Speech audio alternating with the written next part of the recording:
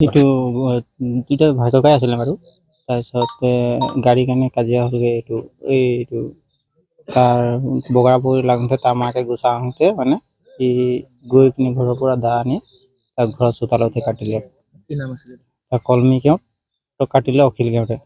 ভতিজাক আৰু খুৰীকে আছিলে। কিহৰ কাৰণে কাজিয়া হৈছিল? এইটো এতিয়া স্কুটিৰ কাৰণে বিচাৰিছিলে ৰাতি যাবলৈ। তাৰ ল'ৰাটো ক'লে নিদি ইমান ৰাতি, তই এতিয়া নিচা খাইছ নিদিওঁ বুলি ক'লে যে সেইটো কাৰণে তই মোক ফ্ৰী দেখুৱাইছোঁ বুলি আহি কাজিয়া লাগিলে। সেই ইমানটোতে আৰু এই ঘটনাটো হৈছিল। কিহত ঘৰ পেলালে? দাহত ডিঙিত অনিলক ধৰি থানালৈ গ'ল। নচৰপৰীয়া গাঁৱত ভিলেজ এডমিনে আমাক পুলিচ পাৰ্টিক খবৰ দিছিলে কি ইয়াতে মানে এটা মাৰ্ডাৰ কেছ হৈছে বুলি। সেই হিচাপে পুলিচ পাৰ্টি আহিলে আৰু ক্ৰাইম চিনটো প্ৰিজাৰ্ভ কৰিলে। আমি উইটনেছৰ যোগেদি আমি খবৰ পাইছোঁ এজন অনিল কিয়ত বুলি 34 years, তেওঁ নিজৰ খুৰীয়েকক মাৰিছে।